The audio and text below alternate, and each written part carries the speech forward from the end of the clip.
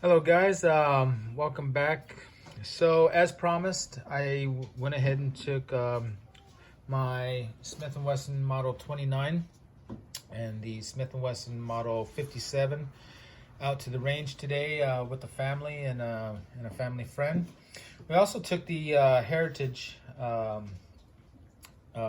revolver out there as well. Heritage Rough Rider, I believe it's called, the 22, just to kind of have some fun plinking. It was the first time that we've taken it out. This was a gift from my family for Christmas. Other than one small hiccup, this thing's great. It's fun. Believe you can get them at Academy or wherever for like $140 to $170. I mean, it's a single action, and it's a great little pistol to have. I know I didn't include it in my review of these two, but wanted to point out I had a lot of fun with this little thing, and so did the family.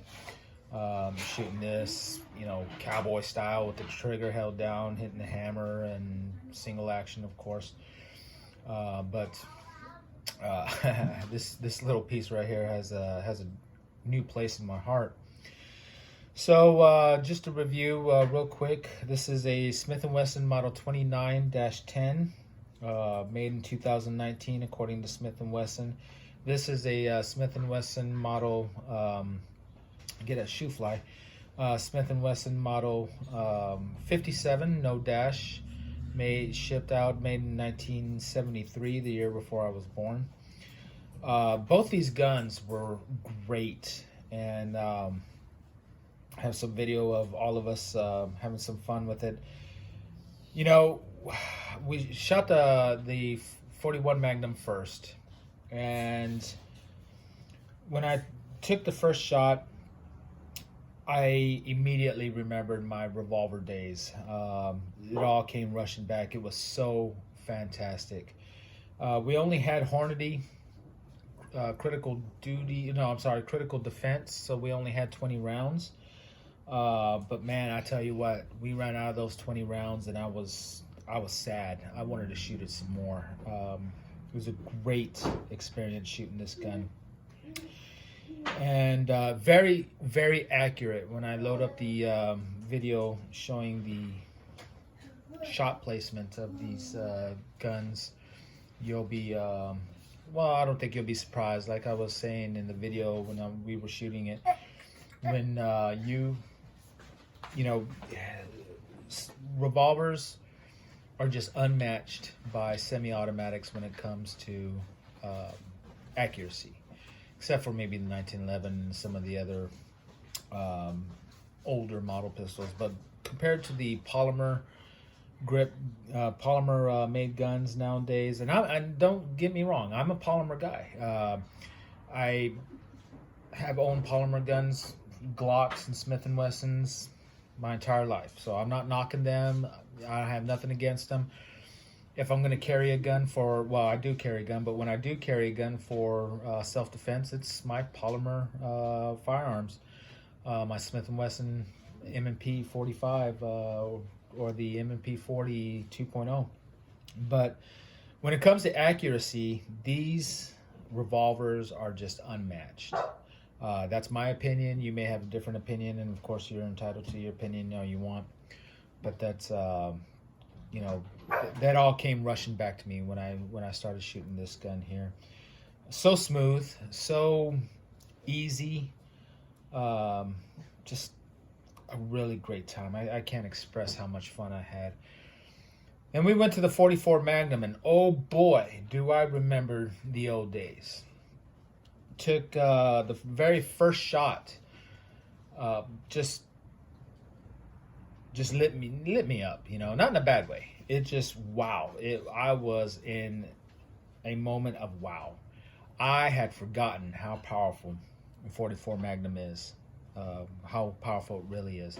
And this was 230 grain, no, it was 230 or 240 grain Winchester white box. And it put a pounding on my hand. We only took 50 cartridges, shared it between myself, my daughter, and her friend.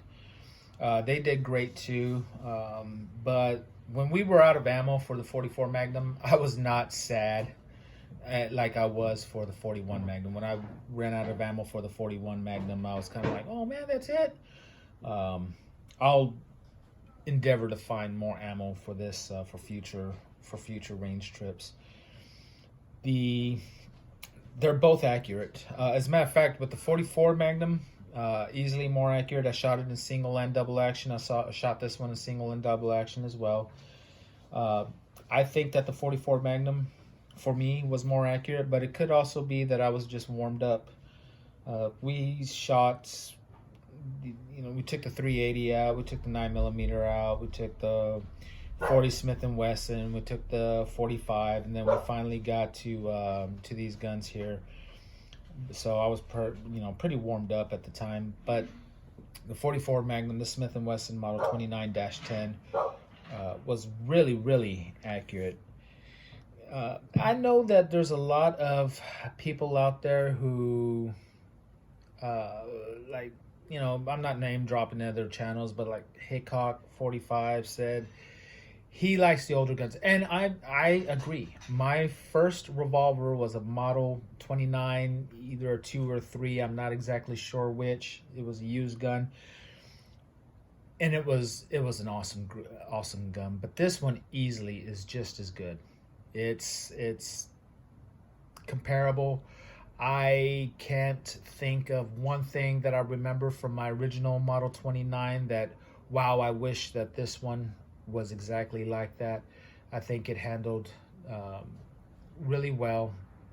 I think it's extremely accurate. The grip, or the stock on the gun maybe is too thin. Did find it rubbing up against my hand a little bit, made me bleed a little bit, but that could just be because it's a 44 Magnum. I know for the 41 Magnum for sure, I'll be looking for original, if I can, original Smith and Wesson stocks. If not, then more modern stocks, but definitely wood stocks. But either one of these guns I think is fantastic. If you have an opportunity, if you come across a 41 Magnum, the ammo's rare, it's hard to find, but if you can find it, it's great stuff. I would still get it. The 44 Magnum, of course, you can still find that anywhere. I was about to say Walmart, but that's a no-go anymore. But Academy, any gun shop, I think, would have 44 Magnum. I know Academy has boxes of it. So, good stuff there.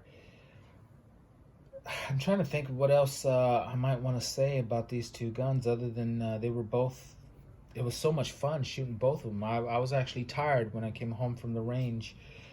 My daughter's friend, said that his hand was going to be bruised, and he wasn't saying it disparagingly, like, oh no, what am I going to do now? No, he was like, yeah, he had fun. And I think he probably thinks it was worth it. The 41 Magnum is definitely a much lighter, smoother recoil. Not by much, but it is definitely noticeable. I laugh at the idea that when I was younger, when I was 21, 22 years old, I had wanted to carry my 44 Magnum as a duty gun when I was doing security, and possibly as my self-defense gun. I guess I looked at it differently back then. I think I responded differently to it back then. I don't know if it's just age. I'm older now. I've been shooting the polymer and polymer guns and 1911s now for 20 something years, and I've gotten away from revolvers, and I just forgot how they feel.